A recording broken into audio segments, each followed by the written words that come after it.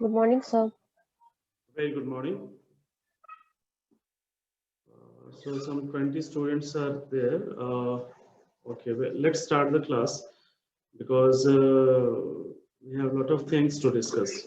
Well, last day we could not complete that kinetics of drug elimination. So today we'll be completing the pharmacokinetics aspect and.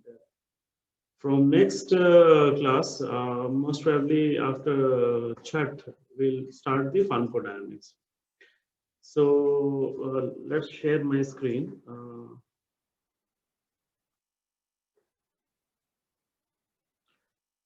So yesterday we were talking about kinetics of drug elimination, and we had discussed what are the different factors or different pharmacokinetic parameters which affect the drug elimination. We had discussed at length bioavailability, volume of distribution, and clearance.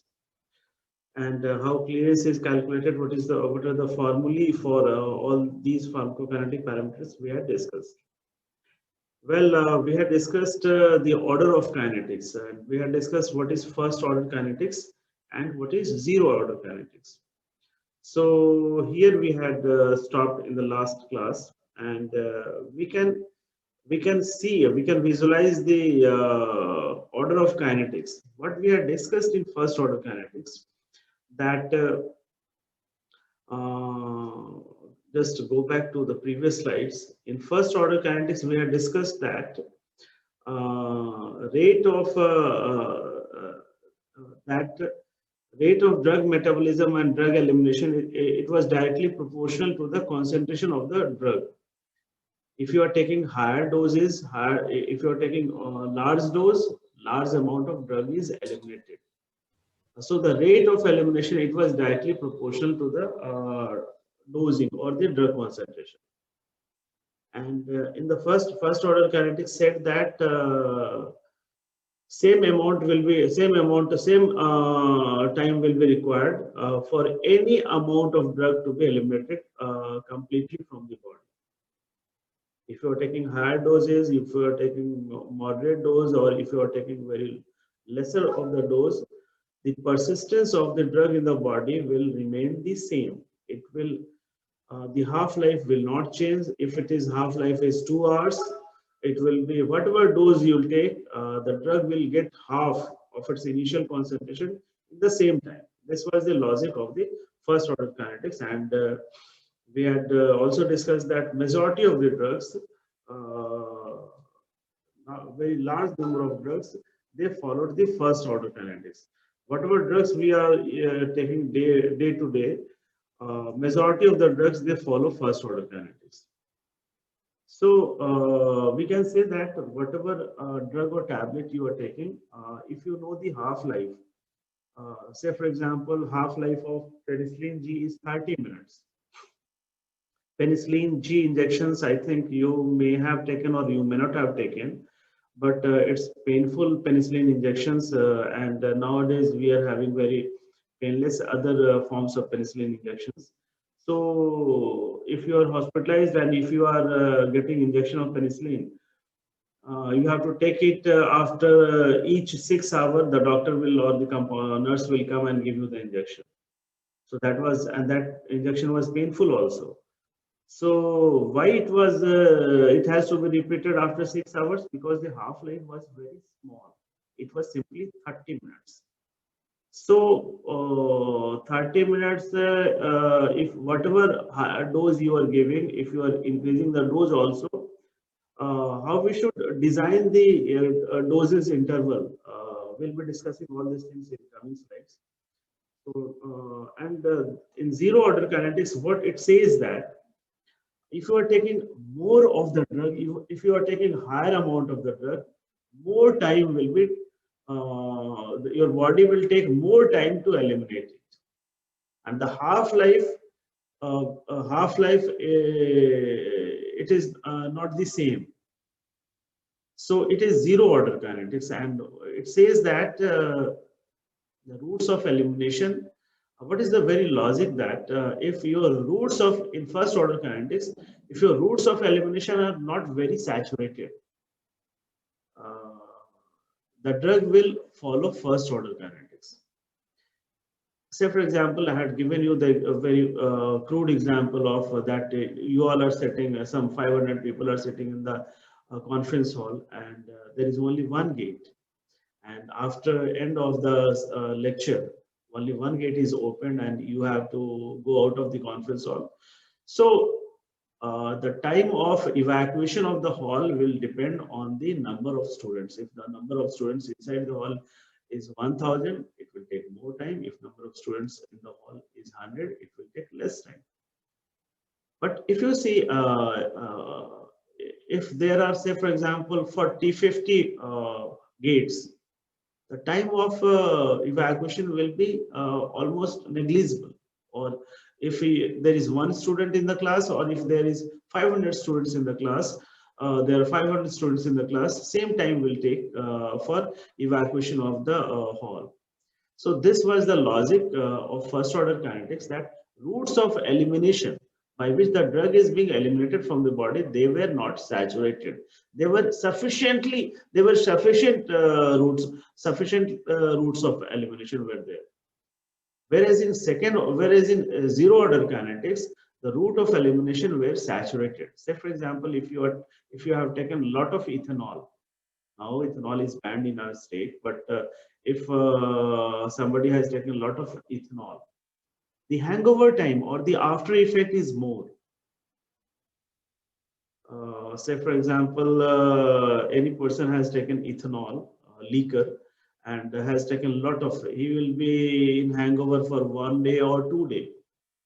And take the another example, that a person has taken liquor only 50 or 100 ml. The hangover or the after effect may be of 2 or 3 hours only, or 4 hours. After that time, it will vanish. Why? The effect is vanishing because the person who has taken 100 or 200 ml of ethanol, that ethanol will be eliminated from the body within 2-3 hours. But the person who has taken 1 liter, it will take more time. Because what are the different routes of elimination of ethanol? Ethanol, it is highly lipid soluble. It cannot be eliminated in urine. Not even a single drop of ethanol is eliminated in urine. So how it will go out of the body? It will burn in each and every cell of the body. Your liver cells, they will do a lot of exercise. And once ethanol will burn, a lot of energy will be liberated. So why people who are chronic alcoholic, their liver is having cirrhosis problem? Because unnecessarily you are producing a lot of heat, and your liver cells, hepatocytes, they are burning and doing a lot of exercise. It will get fibrosed in some time after, if you are taking liquor continuously for 1 year or 2. So because this molecule will not be eliminated by any route, and to convert it in polar form, this ethanol is ethyl alcohol is a simple molecule, and it will be tough. So the time taken for converting into some polar form, and then polar non-lipid soluble form will be more. The body will take less time in burning this molecule. So it will be eliminated purely by metabolism, and the metabolic enzymes and reactions, they are limited. So the drug elimination of drug will not follow first order kinetics. Rather, it will follow zero order kinetics. Are you getting my point? What is the difference between first order and zero order kinetics? Okay. Second order kinetics in body, in human or animal body, second order kinetics does not happen, because it is exponential reaction. It happens in you can say in nuclear reactions, it is exponential rise. But in body, our body cells cannot perform up to that speed. So in our body, drug metabolism either follows first order kinetics or zero order kinetics. And majority of the drugs, they follow first order. Only few drugs like aspirin, like this ethanol, few drugs are there which follow zero order kinetics, and there are reasons for that. So we can see these two kinetics by a graph. On y scale, we are plotting the rate of drug elimination. The rate of drug elimination in first order kinetics, if you are taking, and on x-axis we are plotting the dose of the drug. Say for example, you are taking more dose, you are increasing your dose. What will happen?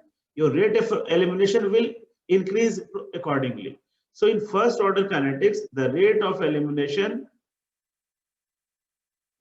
varies according to the dose or concentration of the drug. What is the very purpose? That the drug will get half in the same time. Half-life will remain same, constant. But after a certain time, if you are still increasing the dose, your routes of elimination, even in the first order of kinetics, will get saturated. You are not having enormous space or enormous or any number of excretory routes. So your excretory routes at some time of may get saturated. So after that, what will happen? The rate of elimination will become constant. That a fixed amount of drug will be eliminated per unit of time.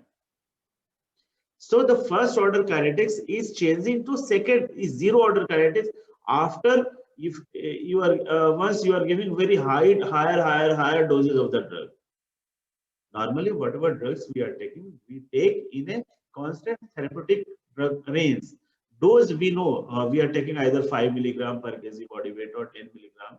We are not taking in 1 gram per kg body weight. We are not taking 100 or 200 grams of any drug.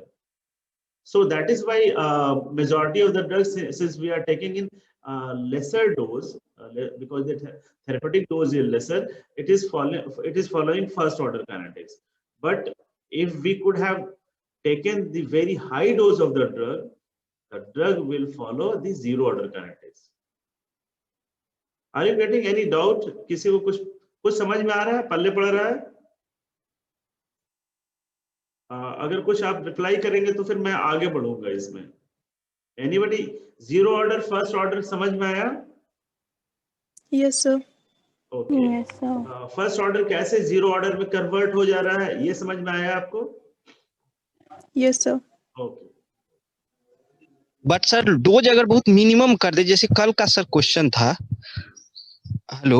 हाँ हाँ. Yes. Sir good morning sir. Sir जैसे कल का question जैसे था, अगर बहुत लो कर दे डोज को, तब सर वो फर्स्ट ऑर्डर रहेगा, जीरो ऑर्डर रहेगा. वैसे उसका तो एलिमिनेशन जो है उस स्टेज में जो आप सर क्वेश्चन किए थे. जी सर. उस केस में सर कैसे सर वो कल का जो सर क्वेश्चन था उसी पे सर एक बार डिस्कस कर लेते एक बार. ठीक है. वो डोज जो है at majority of the drugs, अधिकांश ड्रग जो है वो फर्स्ट ऑर्डर काइनेटिक्स फॉलो करते हैं. कुछ चंद ड्रग है जैसे इथेनॉल है, एस्पिरिन है और कुछ एक है. टिपिकल एग्जांपल है इथेनॉल. ठीक है, ये फर्स्ट ऑर्डर काइनेटिक्स आप कितना भी डोज कम कीजिएगा, फर्स्ट ऑर्डर काइनेटिक्स नहीं फॉलो करेगा, ऑलवेज जीरो ही करेगा, क्योंकि किसी एक्सक्रीटरी रूट से ये एलिमिनेट नहीं होता है बॉडी से. ठीक है, ये बर्न ही होता है. अगर कैसे समझाएं, अगर आपको मान लो कि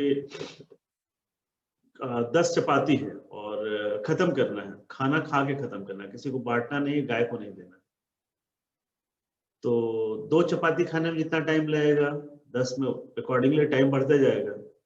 लेकिन आपके पास फ्रीडम है कि 1000 चपाती दे दो, मैं अभी ऑर्डर कर दूंगा कि 500 चपाती हॉस्टल नंबर 1 में भेज दो, 500 हॉस्टल नंबर 2 में भेज दो. मेरे पास एंड फ्रीडम है कि आप 1 लाख चपाती भेज दो, मैं पूरे पटना में डिस्ट्रीब्यूट करने के लिए बोल दूंगा, तो 1 सेकंड में खत्म हो जाएगा वो. लेकिन आपके पास रिस्ट्रिक्शन है कि नहीं, खा के ही खत्म करना है. 1 लाख चपाती खाने में तो साल भर लगेगा. तो इथेनॉल के साथ यही प्रॉब्लम है. Ethanol can not be eliminated by any excretory route, it has to be burned in the body. Burn करने के लिए सेल में ही होगा ना बर्न, जो टीसीए साइकिल है या अदर ग्लाइकोलाइटिक साइकिल है या किसी एनर्जी साइकिल में जाएगा और वो बर्न होगा कार्बन डाइऑक्साइड और ऑक्सीजन में, और फिर एनर्जी एटीपी रिलीज होगा. उस एटीपी को बॉडी टाइमली स्टोर नहीं कर पाता. आपके यहाँ जो टीसीए साइकिल होता है उसमें जो ग्लूकोज बर्न होता है, एनर्जी रिलीज होता है, उसको हम कैप्चर कर लेते हैं and we store in the form of ATP, क्योंकि उसका मैकेनिज्म बना हुआ है। और अभी तुम यहाँ पे आग लगा दो तो उसका हीट को हम स्टोर करने का कोई मैकेनिज्म नहीं है। That happens in alcoholic people, जो एवरीडे जरूरत से ज्यादा लीकर लिए पड़ा है, तो उसका लीवर तो बर्न कर रहा है एवरीडे, और वो हीट जनरेट हो रहा है, लीवर भी डैमेज हो रहा है, और जो उसका सिम्टम है वो लिवर सिरोसिस आदि हो रहा है। ठीक है, क्लियर है? आगे चलें। Yes sir. Okay, yes sir. अब एक वेरी इंपॉर्टेंट फार्माकोकाइनेटिक पैरामीटर है।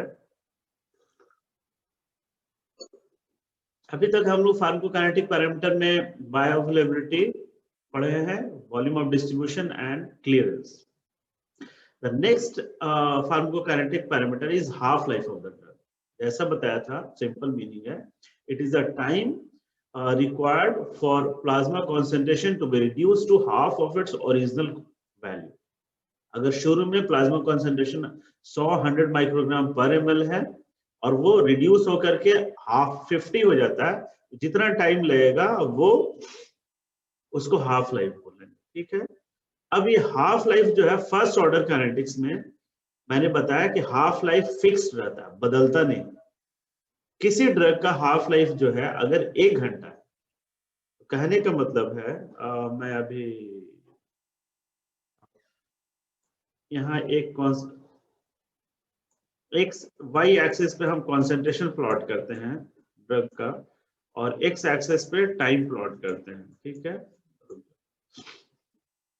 और किसी ड्रग को लिया इंट्रावेनस रूट से, इनिशियल कॉन्सेंट्रेशन ये है, फॉल होना स्टार्ट हुआ कॉन्सेंट्रेशन, इस तरीके से फॉल हो रहा है कॉन्सेंट्रेशन। ठीक है, तो इनिशियल कॉन्सेंट्रेशन यहाँ पे 100 था,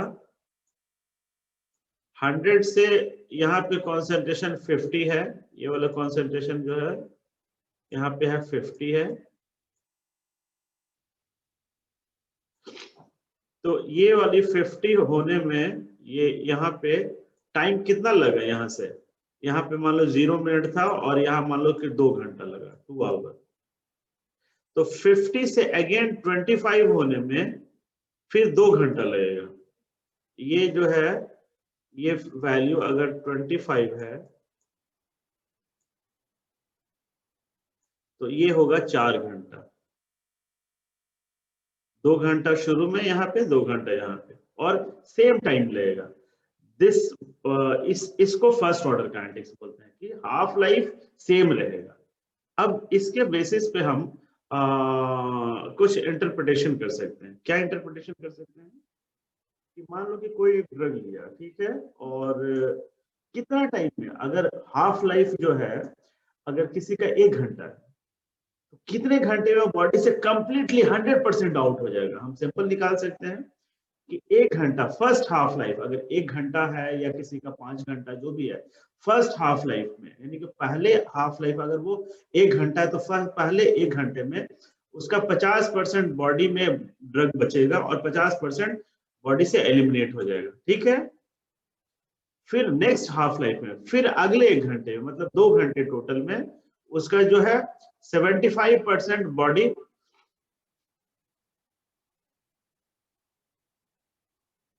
यहाँ एक्चुअली उल्टा हो गया। यहाँ जो लिखा हुआ है ना, ये इस साइड जाएगा और एलिमिनेटेड वाला इस साइड आएगा, और टाइपिंग मिस्टेक है।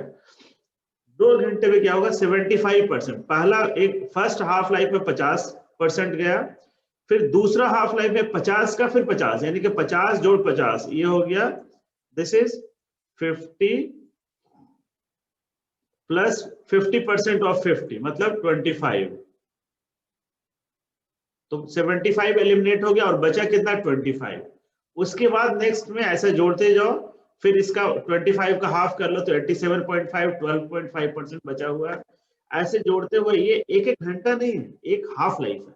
हाफ लाइफ अगर किसी ड्रग का अगर 5 घंटा है तो 10 हाफ लाइफ में ये 99.9% बॉडी से आउट हो जाएगा, एलिमिनेट हो जाएगा।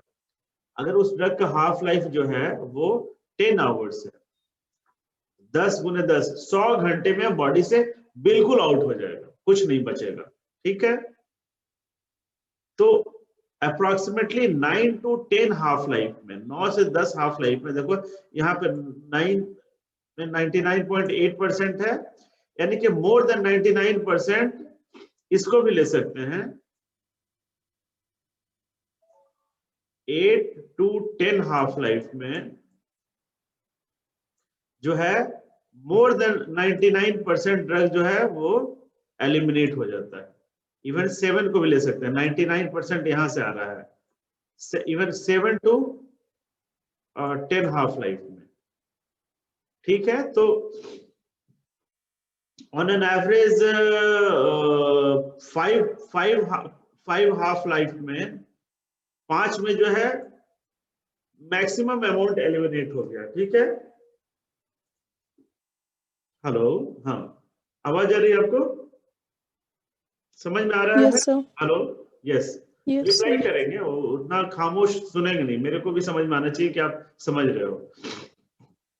तो ये सवाल पूछा जा सकता है कि कोई ड्रग जो है वो अगर हाफ लाइफ दिया हुआ है 5 घंटा, तो जनरली वो मैंने पहले ही बताया कि मेजॉरिटी ऑफ द ड्रग्स जो है वो फर्स्ट ऑर्डर काइनेटिक्स फॉलो करते हैं।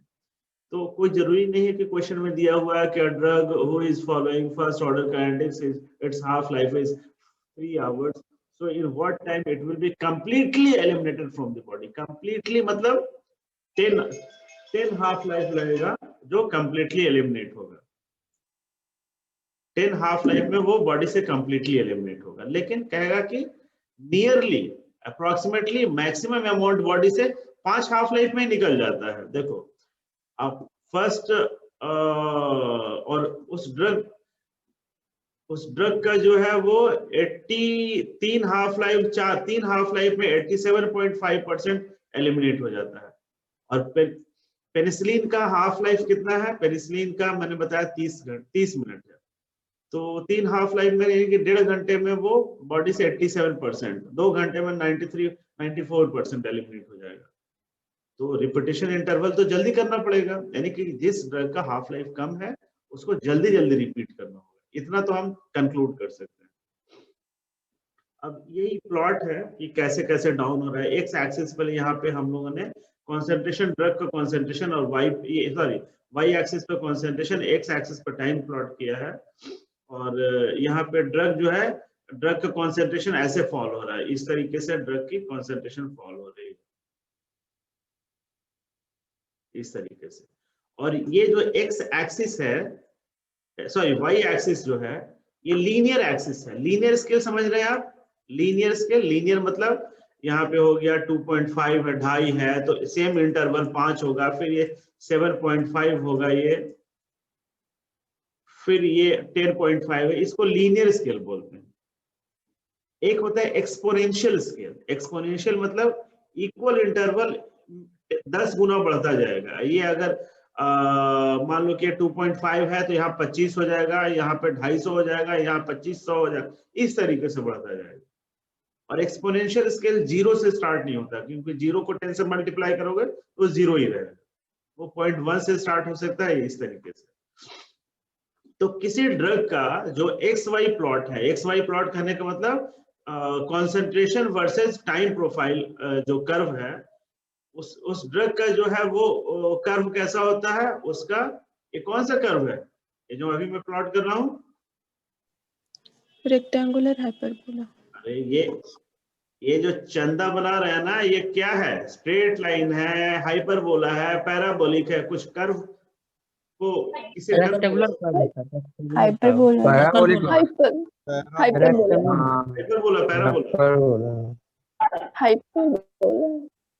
रेक्टेंगुलर कर्व है सर। पैराबोलिक होगा ना तो ये कभी बेसलाइन को टच नहीं करेगा, ठीक है? तो हाइपरबोलिक कर्व है। लेकिन अब इसका ब्यूटीफुल पार्ट क्या है, वाई एक्सिस जिसमें हमने कॉन्सेंट्रेशन प्लॉट किया है, अगर इसको हम लॉग स्केल में कर दें। लॉग स्केल क्या होता है? Exponential scale. लॉग स्केल हो जाएगा, अगर ये 0.1 होता तो यहाँ पे नेक्स्ट इंटरवल हो जाएगा 0.1 into 10, ये हो जाएगा 1। ये हो जाएगा कितना हो जाएगा? 1 into 10 कितना हो जाएगा? 10 हो जाएगा। ये नेक्स्ट कितना हो जाएगा? 10 into 100 100 हो जाएगा। ये कितना हो जाएगा? 1000 हो जाएगा। इस तरीके से अगर स्केल बढ़े तो इसको एक्सपोनेंशियल या लॉग स्केल बोलते हैं। वेयर एज जबकि y एक्स एक्सिस को जो टाइम है वो लीनियर स्केल में है, वो 1 घंटा 2 घंटा 3 घंटा 4 घंटा। तो एक किसी प्लॉट का एक्स एक्सिस लीनियर है, y एक्सिस लोगैरिथमिक है या एक्सपोनेंशियल है, तो वैसे प्लॉट को क्या बोलेंगे? सेमी लॉग प्लॉट बोलेंगे, semi log plot, semi logarithmic plot बोलेंगे। सेमी लॉग क्यों है? क्योंकि only one axis is logarithmic, second axis is non logarithmic, linear है। आधा बोल रहे हैं, आधा सेमी लॉग। अगर सेम डेटा को, हाँ तो समझिए, सेम डेटा को अगर हम लॉग स्केल पे प्लॉट करें तो ये जो कर्व है ये स्ट्रेट लाइन हो जाता है, इस टाइप से हो जाता है। अब स्ट्रेट लाइन डील करना इजी है, स्ट्रेट लाइन का कैलकुलेशन इजी है। कर्व का फॉर्मूला ज्यादा कॉम्प्लेक्स होगा, उसमें हम इतना टाइम पे, अभी कॉन्सेंट्रेशन इतना है और 5 कॉन्सेंट्रेशन कितना टाइम पे हो रहा है, तो ये जो टाइम का कैलकुलेशन के लिए कर्व का यहाँ से यहाँ फॉर्मूला टफ होगा कैलकुलेट करने के लिए। इसका जो है टैन थीटा निकाल के ये जो लीनियर स्केल जो है ये इजीली कैलकुलेट कर सकते हैं। तो mathematical calculation point of view से एक वाई एक्सिस को जो है, जो उसमें कॉन्सेंट्रेशन प्लॉट करते हैं उसको एक्सपोनेंशियल स्केल पे रखते हैं या लॉग स्केल पे रखते हैं for calculation point of view. Sir किसी का माइक ऑन है, क्लियर आवाज नहीं आ रहा। अनम्यूट प्लीज, आप सारे लोग, पूनम और अदर्स जिसका भी ऑन है वॉइस म्यूट कर लीजिए, ठीक है। वही दिया हुआ था सेमी लोगैरिथमिक प्लेट जो बताया, प्लॉट बताया, जो y एक्सिस है लोगैरिथमिक ln x दिया हुआ है, x जो है ड्रग कॉन्सेंट्रेशन, और x एक्सिस जो है वो लीनियर है, ठीक है। और ये जो स्लोप है it is negative slope because the drug concentration is declining, और दिस इज पॉजिटिव स्लोप। अगर ऊपर करेंगे तो यहाँ पे प्लस की होगा। अब अकॉर्डिंगली फर्स्ट ऑर्डर काइनेटिक्स में जो है हाफ लाइफ कांस्टेंट रहता है, ये इसका फर्स्ट ऑर्डर काइनेटिक्स का ब्यूटीफुल पार्ट है।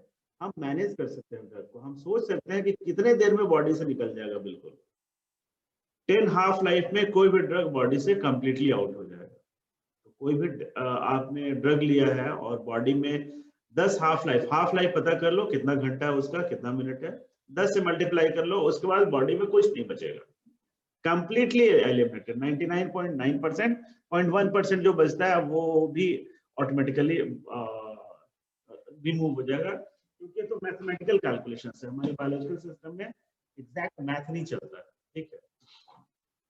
जीरो ऑर्डर काइनेटिक्स में जो हाफ लाइफ है वो बढ़ता जाएगा, जितना जैसे जैसे डोज बढ़ाओगे हाफ लाइफ बढ़ता जाएगा। कोई एवरेज स्टूडेंट है और उसको बहुत लिखने के लिए दे दिया कि मैंने दे दिया 20 पेज लिखो, तो उसको 20 पेज लिखने में अगर 2 घंटे लगते हैं, और कहा कि नहीं 20 नहीं 200 पेज लिखो, तो उसको 2 महीना लगेगा लिखने में। लेकिन अगर स्पीड ऑफ राइटिंग अगर किसी की इनडेफिनिट बढ़ा सकता है तो जितना भी दो वो सेम टाइम में लिख लेगा। तो इस तरीके से first order, second order, zero order को आप डिफरेंशिएट कर सकते हैं। अब कुछ एप्लीकेशन है फार्माकोकाइनेटिक्स का। इतना सारा हम पढ़ा फार्माकोकाइनेटिक्स कि absorption, distribution, metabolism, elimination, different pharmacokinetic parameters, half life, कैसे अब हम मोटा मोटी डोज डिसाइड कर सकते हैं कि कैसे डोज डिसाइड करें, ये सारी चीजें हैं। तो इसका अप्लाइड पार्ट देखें कि क्या क्या एप्लीकेशंस हो सकता है। तो क्या क्या, अगर किसी ड्रग का एक्शन हमें बढ़ाना हो, मतलब कि कोई ड्रग लिया है और हम चाहते हैं ज्यादा देर तक बॉडी में काम करे, तो क्या उपाय कर सकते हैं। पेनिसिलिन जैसे बताया कि 30 मिनट हाफ लाइफ है, अब उसको कितना भी डोज बढ़ाए 6 घंटे बाद रिपीटिशन करना पड़ता है। तो क्या हम कर सकते हैं, कैसे हम उसका लॉन्जेविटी, कोई भी 6 घंटे पे हॉस्पिटलाइज पेशेंट इंजेक्शन लेना नहीं चाहेगा, वो भी पेनफुल। मॉर्निंग लेफ्ट हैंड में, आफ्टरनून जो है वो राइट हैंड में, और उसके बाद फिर इवनिंग नाइट में, फिर थाइज में, और ये रिपीट होगा और 10 दिन 15 दिन चलेगा तो ना वो सो सकता है ना बैठ सकता है। तो there are methods. Now we have some knowledge of pharmacokinetics. कुछ फार्माकोकाइनेटिक्स में इसका सॉल्यूशन कर सकते हैं। क्या कर सकते हैं? पहला कर सकते हैं, जो इंजेक्शन दिया, इंजेक्शन देते ही अगर वो इंट्रामस्कुलर इंजेक्शन 20 मिनट में 100% एब्जॉर्ब हो जाता है अपने साइट ऑफ एडमिनिस्ट्रेशन से, तो कहेंगे कि 20 मिनट में एब्जॉर्ब मत हो, धीरे धीरे एब्जॉर्ब हो।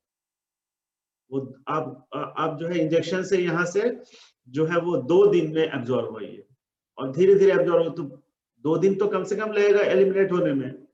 तो we can manipulate the absorption. अब बहुत सारे टैबलेट्स ओरल रूट से जो ड्रग लेते हैं, जैसे टैबलेट्स हैं और अदर्स हैं, बहुत सारे सस्टेन्ड रिलीज टैबलेट्स होते हैं। सस्टेन्ड रिलीज मतलब धीरे धीरे धीरे धीरे रिलीज होने वाला। ऐसा नहीं कि सारा का सारा रिलीज हो गया और एब्जॉर्ब हो गया और उसका असर, धीरे धीरे रिलीज होगा। सस्टेन्ड रिलीज बहुत सारे टैबलेट्स होते हैं। इसका पर्पस होता है कि इसका प्रोलॉन्ग्ड एक्शन, ठीक है। सस्टेन्ड रिलीज बोलिसेस भी, जो लार्ज टैबलेट्स हैं उनको बोलिसेस बोल रहे हैं, और बहुत सारे कोटेड होते हैं, कुछ वैसा करें कि आसानी से ना निकले। अब जैसे हम यहाँ आ गए, अब हम जल्दी नहीं जाएंगे, बिना 1 घंटा नहीं होगा उसके पहले नहीं जाएंगे। तो ड्रग में भी वैसा कुछ कर सकते हैं, फॉर्मुलेशन में ऐसा चेंज कर सकते हैं कि धीरे धीरे एब्जॉर्ब हो। एब्जॉर्ब होकर ब्लड में जाएगा तब तो एलिमिनेशन की बात होगी। साइड पे पड़ा हुआ है कि सर अभी मेरा खाना खत्म नहीं हुआ, अभी हम पड़ा हुआ है, तो आप you can not take any action, आप उसको रिमूव नहीं कर सकते। तो दिस इज वन मैकेनिज्म कि हम एब्जॉर्प्शन को स्लो कर दें। एब्जॉर्प्शन को स्लो करें। एब्जॉर्प्शन के पहले है डिसोल्यूशन। डिसोल्यूशन रिलीज को अगर स्लो करें तो ऑब्वियसली एब्जॉर्प्शन स्लो होगा। अगर इंजेक्शंस में कैसे कर सकते हैं? इंजेक्शंस में कुछ है डिपॉट इंजेक्शंस, जैसे कि कुछ वैसे इंजेक्शंस हैं जो डीप इंट्रामस्कुलर इंजेक्शंस दिए जाते हैं। वहां से इंजेक्शन साइट से वो धीरे धीरे एब्जॉर्ब होगा। वैसे सॉल्ट्स में, वैसे फॉर्म में उस ड्रग को हम फॉर्मुलेट करते हैं जिसका सॉल्युबिलिटी स्लो हो। वहां से सेल में ड्रग मॉलिक्यूल मूव करेगा, वहां से फिर दूसरे सेल में, फिर कैपिलरी में, तब तो वो एब्जॉर्प्शन माना जाएगा। तो वैसे प्रिपरेशंस जो इंजेक्टेबल्स या पेरेंटल प्रिपरेशंस है, जिनको डिपॉजिट कर देते हैं, जैसे बहुत सारे हैं पेनिसिलिन के कुछ एक प्रिपरेशंस है जो डिपॉट प्रिपरेशंस है। जैसे आप कीमोथेरेपी जब पढ़ेंगे तो बेंजाथिन पेनिसिलिन है, प्रोकेन पेनिसिलिन है। पेनिसिलिन जो है वो प्रोकेन नाम सुना है? Procaine, what is procaine? Anybody? कोई प्रोकेन नाम सुना है? अच्छा ठीक है। लोकल एनेस्थेटिक नाम सुना है? लोकल एनेस्थेटिक किसी ने दांत निकलवाए हैं आपने अभी तक? एक का तो केस होगा। डॉक्टर के पास जाओगे तो या तो इंजेक्शन देगा या स्प्रे करेगा, और थोड़ी देर के बाद दांत उखाड़ने का असर नहीं दिखता है, तो उसको लोकल एनेस्थेसिया 2 टाइप का। सर एनेस्थेसिया 2 टाइप का होता है, एक जनरल होता है और एक लोकल होता है। प्रोकेनिन जो होता है लोकल एनेस्थेसिया है। Very good, very good. Local anaesthetic है प्रोकेन, ठीक है, मतलब लोकली नर्व्स को नम करेगा। प्रोकेन का एक और फायदा है, ये जो है वो थोड़ा इसका वैसोकॉन्स्ट्रिक्टिव एक्शन है, और पेनिसिलिन के साथ मिलाने के बाद प्रोकेन पेनिसिलिन बनता है। तो कहने का मतलब है कि साइट ऑफ एडमिनिस्ट्रेशन से जहां इंजेक्शन दिया और उसमें कुछ और भी चीजें मिक्स करते हैं, कुछ का एब्जॉर्प्शन वहां से स्लो हो। और प्रोकेन इसलिए मिक्स करते हैं कि इंजेक्ट करने के बाद पेन थोड़ा फीलिंग कम हो, ठीक है। और बेंजाथिन पेनिसिलिन मतलब लॉन्ग एक्टिंग पेनिसिलिन से ये बनाए हुए हैं, जिस कर रहे थे कि क्या उपाय हो सकता है, how we can prolong the action of any drug. तो फर्स्ट उपाय हो सकता है कि we can retard the rate of absorption. थोड़ा धीरे धीरे एब्जॉर्ब होगा तो बॉडी में लंबे समय तक उसका एक्शन होगा। सेकेंड अप्रोच हो सकता है, what can be the second approach? The second approach जो है वो एब्जॉर्प्शन के बाद फार्माकोकाइनेटिक्स में क्या था? डिस्ट्रीब्यूशन। तो डिस्ट्रीब्यूशन में कुछ वैसा हम चेंज कर सकते हैं। हाँ, डिस्ट्रीब्यूशन में ड्रग का प्लाज्मा प्रोटीन बाइंडिंग है। अगर कुछ वैसा हम करें, अगर कोई ड्रग जो दे रहे हैं पेरेंटल ड्रग, जो ओरिजिनल ड्रग है, उसका कंजेनर, कंजेनर बोलते हैं मतलब उसी का भाई बंधु जो सिमिलर एक्शन रखता हो। और कोई जरूरी नहीं है कि हर कोई दो भाई हैं तो दोनों का सेम नेचर हो, सेम हर चीज सेम हो, ऐसा नहीं हो, बिल्कुल अलग होता है, नॉर्मली अलग होता है। तो जो सिमिलर ड्रग्स हैं, जो कंजेनर्स हैं, जिनका फार्माकोलॉजिकल प्रॉपर्टी सेम है, कोई जरूरी नहीं है कि दोनों का प्लाज्मा प्रोटीन बाइंडिंग भी सेम। तो हम अगर एक ड्रग ए दे रहे हैं जो फॉर एनी पर्टिकुलर प्रॉपर्टी, एक जैसे कि analgesic property, pain killing property जो है, एनाल्जेसिक प्रॉपर्टी जो है, एनाल्जेसिक प्रॉपर्टी के लिए हमारे पास दो ड्रग है, एक ए है एक बी है,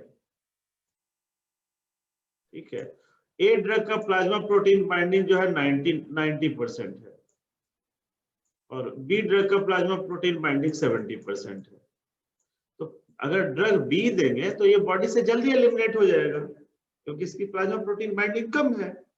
अगर ए ड्रग देंगे तो ये बॉडी में ज्यादा समय तक रहेगा क्योंकि ये 90% इसका फिक्स डिपॉजिट है, 10% ये फ्री फॉर्म है।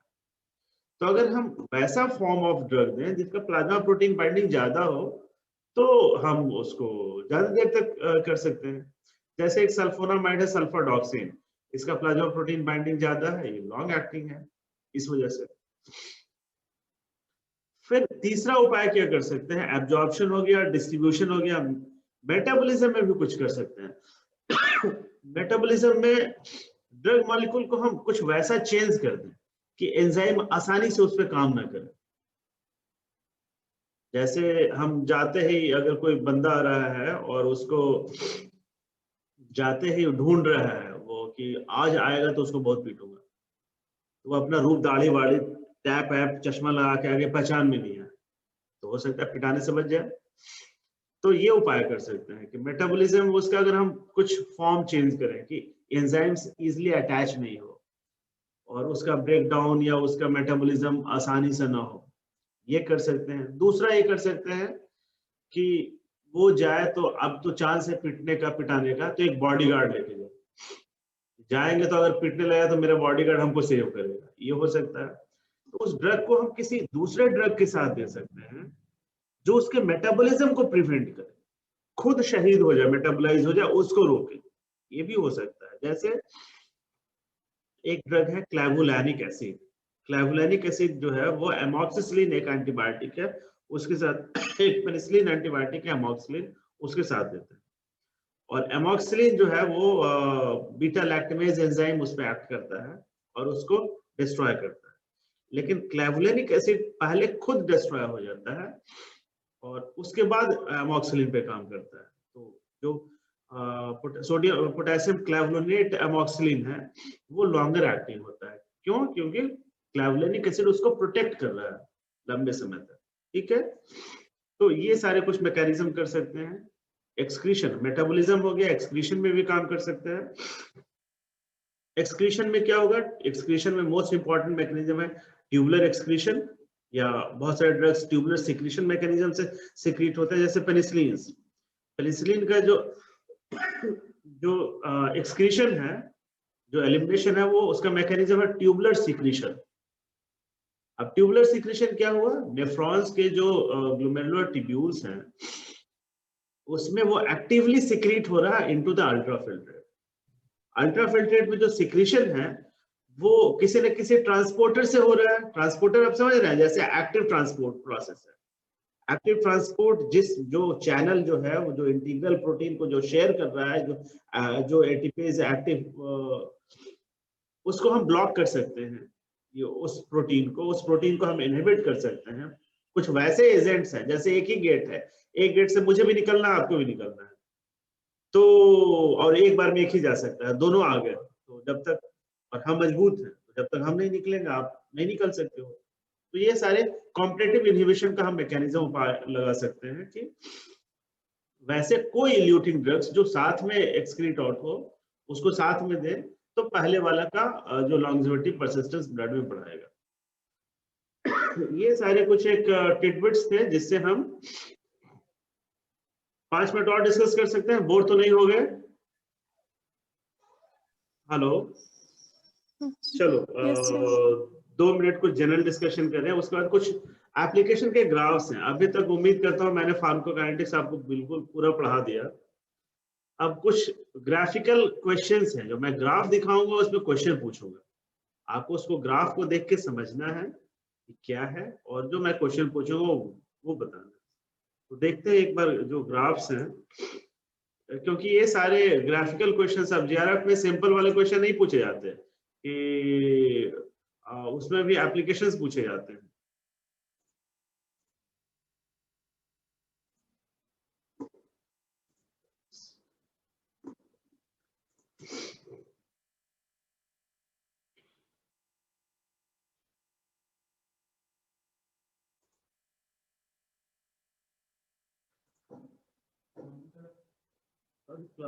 पाँच मिनट क्लास करेंगे, 5 मिनट रुक जाओ, 5 मिनट क्लास।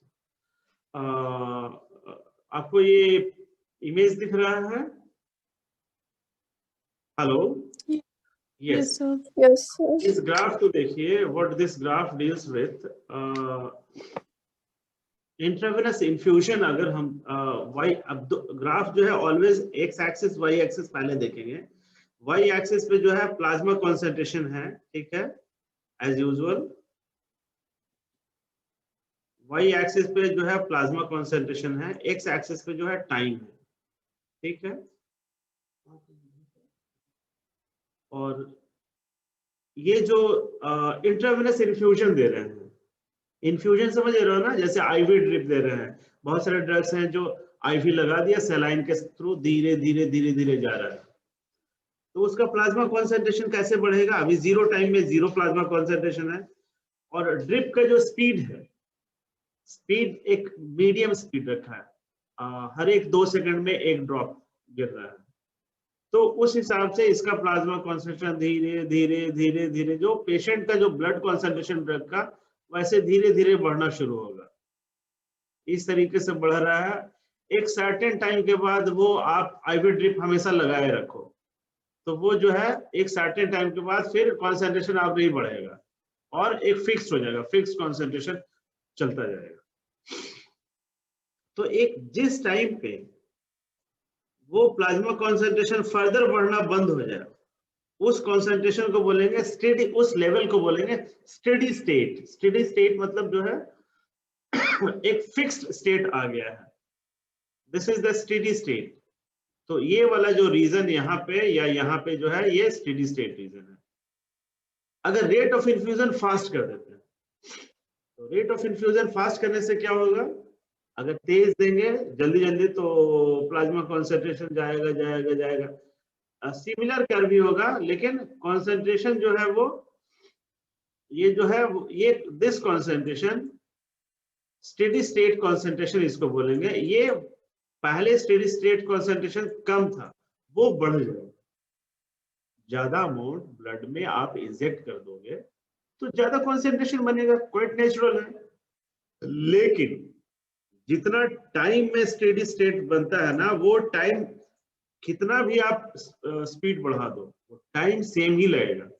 अगर वो 2 घंटे में स्टेडी स्टेट रीच करता है, तो लोअर रेट ऑफ इन्फ्यूजन में भी या हायर रेट ऑफ इन्फ्यूजन में भी steady state concentration will remain the same. ये क्या बता रहा है? ये बता रहा है हाफ लाइफ। कितना भी दीजिएगा, हाफ लाइफ एलिमिनेट होने का भी हाफ लाइफ फिक्स्ड है, मैक्सिमम कॉन्सेंट्रेशन या स्टेडी स्टेट कॉन्सेंट्रेशन रीच करने का भी टाइम सेम। नेक्स्ट ग्राफ एक देखते हैं। अब ये ग्राफ है इंट्रावेनस इन्फ्यूजन का, आईवी इन्फ्यूजन का, जो अभी दिखाया कि अगर यहाँ पे आईवी इन्फ्यूजन दें, इस तरीके से ड्रग कॉन्सेंट्रेशन बढ़ना शुरू हुआ और यहाँ पे बंद कर दिया, यहाँ पे इन्फ्यूजन बंद कर दिया, स्टॉप कर दिया। स्टॉप करेंगे तो क्या होगा? फिर इसका कॉन्सेंट्रेशन इस तरीके से डाउन होना स्टार्ट होगा और फिर धीरे धीरे एक सर्टेन टाइम के बाद 0 हो जाएगा।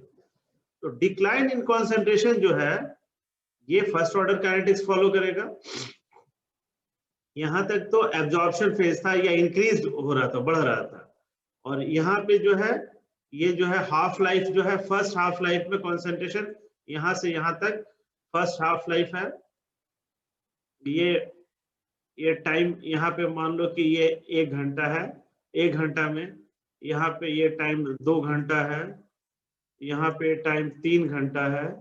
इस तरीके से सेम टाइम लगेगा और वो हाफ होता जाएगा। ठीक है, समझ में आ रहा है?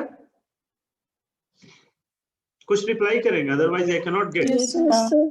ओके, नेक्स्ट एक ग्राफ देखें। अब इसके बाद क्वेश्चन पूछेंगे। If you can see here,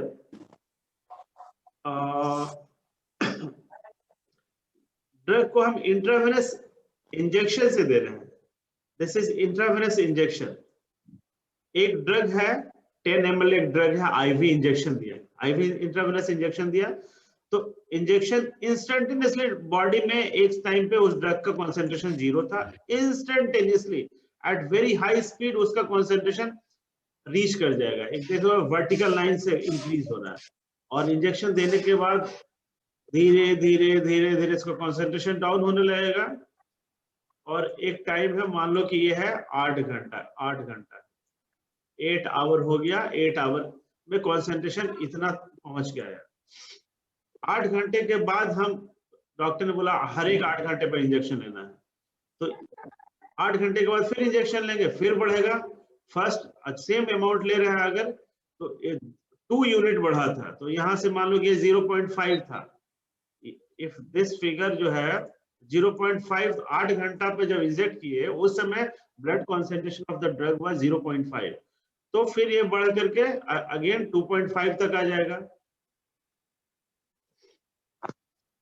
फिर सिमिलर फॉल होगा, फिर देंगे तो फिर यहां से बढ़ जाएगा, फिर आगे बढ़ेगा। और एक सर्टेन टाइम के बाद फिर जो है आप कितना भी इंजेक्शन दो, एक सर्टेन, ये स्टेडी स्टेट लेवल, यहाँ पे थोड़ा थोड़ा बढ़ना स्टार्ट हुआ, यहाँ पे इंक्रीज ऐसा है, देखो इंक्रीज ऐसा है, फिर ऐसा है, और उसके बाद स्टेडी स्टेट लेवल आ जाएगा। तो अगर इंट्रावेनस इंजेक्शन भी एक फिक्स्ड इंटरवल पे कंटिन्यूअसली दे रहे हैं, तो वो भी स्टेडी स्टेट लेवल रीच करेगा। तो स्टेडी स्टेट लेवल एक इंपॉर्टेंट लेवल है। अगर रिपीटेड फिक्स डोज देते हैं, जैसे एक ड्रग का फिक्स डोज है, फिक्स डोज है कि अगर 10 मिलीग्राम टैबलेट इंजेक्शन हम दे रहे हैं, या एक टैबलेट ओरल रूट का है, अगर एक टैबलेट 10 मिलीग्राम का टैबलेट हम डेली खा रहे हैं, ठीक है, तो क्या होगा, टैबलेट धीरे धीरे डिसॉल्व होगा। अभी कॉन्सेंट्रेशन 0 है, डिसॉल्व होने के बाद एब्जॉर्ब होगा, ब्लड कॉन्सेंट्रेशन बढ़ना स्टार्ट होगा। उसके बाद जो है जब एब्जॉर्प्शन कंप्लीट हो गया, फिर ये फॉल होना स्टार्ट होगा, डिस्ट्रीब्यूट होगा, एलिमिनेट होगा, और फिर धीरे धीरे धीरे धीरे धीरे धीरे सर्टेन टाइम के बाद ये जो है 60, 70, 72 घंटे के बाद बॉडी से कंप्लीटली आउट हो जाएगा। लेकिन अगर एक सिंगल डोज देते तो ये तो this was the case of single fix dose. अगर हम रिपीटेशन ले रहे हैं, हम जो है वो 8 घंटे बाद रिपीट किया, फिर कॉन्सेंट्रेशन बढ़ेगा ऐसे, फिर 8 घंटे बाद, तो इस तरीके से बढ़ते जाएगा, ऐसे ऐसे ऐसे ऐसे। और यहाँ पे देखो, यहाँ पे ग्राफ ऐसे है, और फिर यहाँ पे स्टेडी स्टेट लेवल रीच कर जाएगा। तो स्टेडी स्टेट कॉन्सेंट्रेशन आप समझ सकते हैं, ये भी सिमिलर है। यहाँ पे एक लोडिंग डोज जो है, चलो यहाँ पे कंटिन्यू करते हैं, यहाँ ब्रेक करते हैं।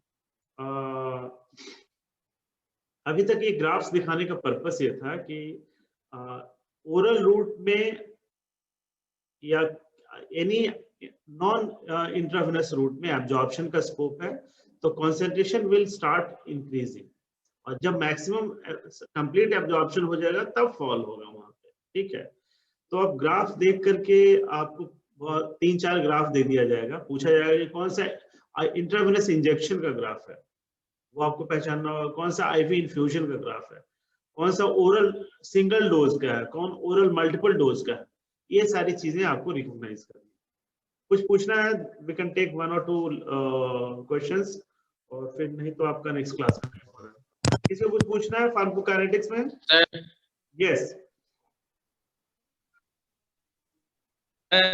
जब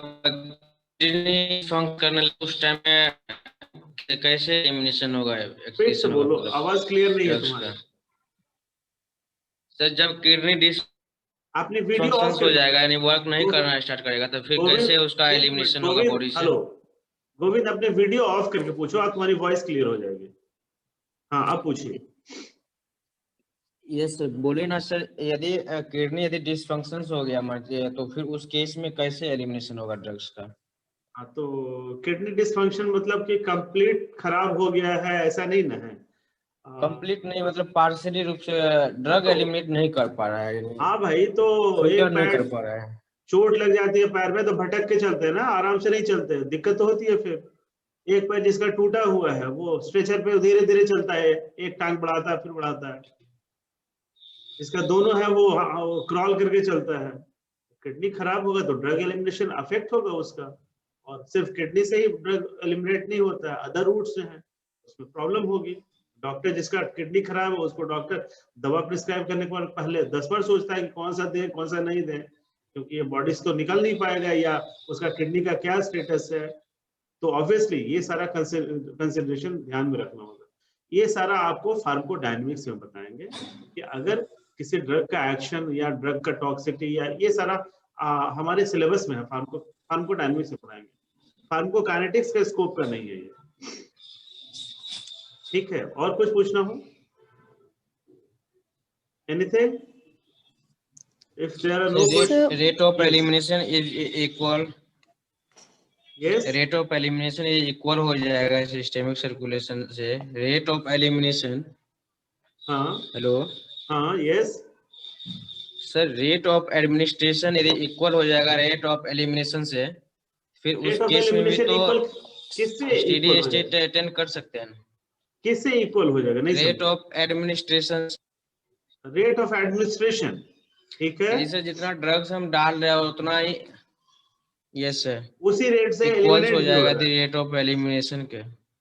रेट ऑफ तब स्टेडी Yes, स्टेट, sir. तभी स्टेडी स्टेट आ रहा है। क्या स्टेडी, स्टेडी स्टेट जो है ना वो एलिमिनेट कहाँ से हो रहा है? आप एडमिनिस्टर कर रहे हो तो एक पर्टिकुलर साइट में target, yes sir, intramuscular injection दे रहे हो या ओरल दे रहे हो या आईवी दे रहे हो, तो आप साइट पे दे रहे हो, साइट से एब्जॉर्ब होकर सेंट्रल कंपार्टमेंट ब्लड में जाएगा, और एलिमिनेशन तो ब्लड से हो रहा है। तो ब्लड में जितना भी ड्रग एब्जॉर्ब होके आ रहा है उतना ही अगर एलिमिनेट होगा। हमारे पॉकेट में 100 रुपए है और मैं किसी हर एक 2 मिनट पे हम 2 रुपया किसी को दे रहे हैं, और हर एक 2 मिनट में हमको 2 रुपए की इनकम भी हो रहा है, तो 100 रुपये मेरा मेंटेन रहेगा। तो एब्जॉर्प्शन या एब्जॉर्प्शन से drug increase in blood concentration और एलिमिनेशन से डिक्रीज इन ब्लड कॉन्सेंट्रेशन जब सेम हो जाएगा, this condition is known as steady state concentration. ठीक है, एक महीने किसका अगर 10,000 का खर्चा है और 10,000 इनकम है और उसके तो बैंक में 20,000 पड़ा हुआ है, तो 20,000 उसका मेंटेन रहेगा, जितना खर्चा उतना इनकम हो रहा है। लेकिन अगर जितना इनकम उससे ज्यादा खर्च है तो ड्रग कॉन्सेंट्रेशन डिक्लाइन होने लगेगा, उससे ज्यादा इनकम है तो फिर बढ़ने लगेगा। सिंपल है। हाँ, और कुछ पूछना है? सर ओरल डोज का एक बार concentration versus time graph clear कर दीजिए, उसमें Oral dose डिस्ट्रीब्यूशन का- फेज कहाँ पे डिनोट करें? ओरल डोज का जो है, ओरल डोज का जो कंसंट्रेशन होगा